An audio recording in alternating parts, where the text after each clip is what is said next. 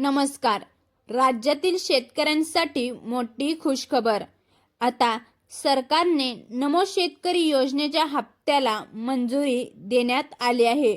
नमो शेतकरी योजनेच्या 8व्या हप्त्याला आता मंजुरी देण्यात आल्यामुळे शेतकऱ्यांच्या खात्यामध्ये लवकरच 2,000 रुपये जमा होणार आहेत. आणि दुसरी आनंदाची गोष्ट म्हणजे PM किसान योजनेचा 22वा हप्ता देखील शेतकऱ्यांना आता दिला जाणार आहे. त्यामुळे PM किसान योजनेचा 22वा हप्ता हा शेतकऱ्यांच्या खात्यामध्ये 2,000 रुपये जमा होणार आहे. शेतकऱ्यांसाठी आत्तापर्यंतची ही सर्वात मोठी बातमी आहे. कारण जे शेतकरी कित्येक वर्षे हप्त्याची वाट पाहत होते ती आतुरता आता शेतकऱ्यांची संपलेली आहे. आज मंत्रिमंडळाच्या बैठकीमध्ये ही घोषणा करण्यात आली आहे. त्यामुळे आता काही तासातच शेतकऱ्यांच्या खात्यामध्ये नमो शेतकरी योजनेचे आणि PM किसान योजनेचे असे मिळून 4,000 रुपयेचा हप्ता शेतकऱ्यांच्या खात्यामध्ये जमा होणार आहे. आज बऱ्याच शेतकऱ्यांच्या खात्यामध्ये हे हप्ते जमा देखील झालेले आहे. परंतु अजूनपर्यंत ज्या शेतकऱ्यांच्या खात्यामध्ये हे पैसे जमा झालेले नाहीत त्यांच्या खात्यामध्ये लवकरच पैसे जमा होणार आहेत. त्यामुळे आता काळजी करण्याचे काहीच कारण नाही. सरकारकडून आता शेतकऱ्यांसाठी 7,900 कोटी रुपयाचा निधी मंजूर करण्यात आलेला आहे. सरकारने यासाठी 12 जिल्ह्यांची निवड केलेली आहे. त्या 12 जिल्ह्यांमध्ये तुमचा जिल्हा आहे का हे नक्की पहा. त्यासाठी व्हिडिओ हा शेवटपर्यंत नक्की पहा. आणि या चॅनलवर पहिल्यांदा आला असाल तर चॅनलला सबस्क्राईब करायला विसरू नका. PM किसान योजनेचा 20वा हप्ता आणि नमो शेतकरी योजनेचा 8वा हप्ता याचे पैसे जमा झालेले तुम्हाला मेसेज येईल.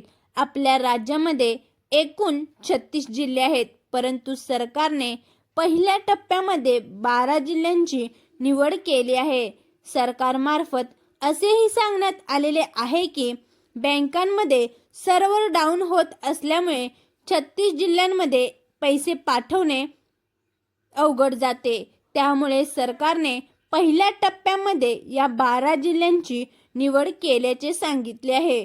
त्यामुळे 12 जिल्ह्यांमध्ये हे पैसे पाठवण्यात येणार आहेत. त्यामुळे तुमचा जिल्हा आहे का हे नक्की पहा. केंद्र सरकार आणि राज्य सरकार यांच्यामार्फत निधी मंजूर केला आहे व हा निधी 3 टप्प्यामध्ये देण्याचे सरकारने ठरवले आहे. परंतु सरकारने सर्वप्रथम पहिल्या टप्प्यामध्ये 12 जिल्ह्यांची निवड केल्याचे सांगितले आहे. त्यामुळे या 12 जिल्ह्यांमध्ये जे शेतकरी असणार आहेत त्यांच्या खात्यामध्ये उद्यापर्यंत 4,000 रुपयाचा हप्ता हा जमा होणार आहे. जवळपास 93 लाख शेतकरी आहेत. या सर्व शेतकऱ्यांच्या खात्यामध्ये हे पैसे जमा होणार आहेत. त्यामुळे शेतकऱ्यांसाठी अत्यंत गोड बातमी आहे. जर पहिल्या टप्प्यामध्ये तुमचा जिल्हा नसेल तर दुसऱ्या टप्प्यासाठी तुम्हाला 15 दिवसाची वाट पाहावी लागणार आहे. पंतप्रधान नरेंद्र मोदी यांच्या मार्फत हा निधी वाटप करण्यात येणार आहे. मंत्रिमंडळाच्या बैठकीमध्ये ही घोषणा केली असून दोन्ही योजनांचे हप्ते देण्यासाठी सरकारने 7,900 कोटी रुपयाचा निधी मंजूर केला आहे. यामध्ये कोणत्या बँका असणार आहेत ते आता आपण पुढे व्हिडिओच्या माध्यमातून समजून घेणार आहोत. सर्वात महत्त्वाची गोष्ट म्हणजे सर्व शेतकऱ्यांची योग्य आणि कडक तपासणी करून मगच त्यांना हे हप्ते दिले जाणार आहेत. म्हणजे सरकारने हे हप्ते देण्याआधी काही नियम काढले आहेत. आता हे नियम तुमच्यासाठी खूप महत्त्वाचे आहेत.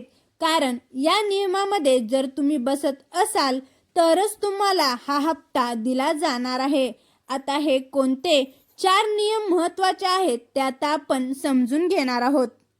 आता सर्वात पहिला जो नियम आहे तो तुम्हाला सांगणार आहे.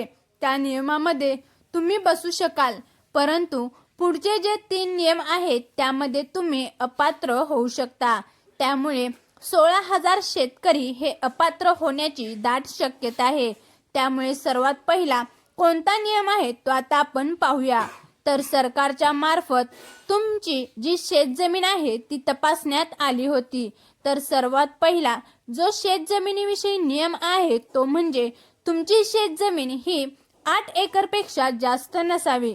जर तुमची शेतजमीन ही 8 ते 10 एकरपेक्षा जास्त असेल तर तुमचे नाव हे श्रीमंताच्या यादीमध्ये घेतले जाईल. त्यामुळे तुमचे उत्पन्न देखील जास्त आहे असे समजण्यात जाईल. त्यामुळे याचा परिणाम म्हणजे तुम्हाला नमो शेतकरी योजनेचा तसेच PM किसान योजनेचा हप्ता हा दिला जाणार नाही. सरकारमार्फत जो दुसरा नियम सांगण्यात आलेला आहे तो म्हणजे तुमच्याकडे मतदान कार्ड असणे हे खूप गरजेचे आहे. अजूनपर्यंत ज्या शेतकऱ्यांनी मतदान कार्ड काढलेले नाही त्यांनी लवकरात लवकर आपले मतदान कार्ड काढून घ्यावे. यानंतरची तिसरी आणि महत्त्वाची अट म्हणजे 2026 नुसार सरकारने काही नियम लागू केले आहेत. त्या नियमांचे पालन करणे हे खूप गरजेचे आहे. त्यामध्ये उत्पन्नाविषयी सरकारने नवीन नियम काढला आहे. तुमचे जर उत्पन्न जास्त असेल म्हणजेच 2.5 लाखापेक्षा जर तुमचे उत्पन्न जास्त असेल तर तुम्हाला पैशाचे वितरण हे दिले जाणार नाही. त्यामुळे तुम्हाला हप्ते येणे हे बंद होणार आहे. कोणते 12 जिल्हे असणार आहेत तसेच कोणत्या बँका सरकारने निवडल्या आहेत तसेच कोणते शेतकरी पात्र असणार आहेत या सर्वांविषयी माहिती आपण बघणारच आहोत. परंतु त्याआधी सर्वात जो लास्टचा जो नियम आहे आणि सर्वात महत्त्वाचा म्हणजे तुमचे आधार कार्ड अपडेट करून घेणे हे खूप गरजेचे आहे. त्यानंतर तुम्ही eKYC करून घ्यायचे आहे. सरकारमार्फत वेळोवेळी सूचना दिल्या होत्या की eKYC करणे हे बंधनकारक सांगितले होते.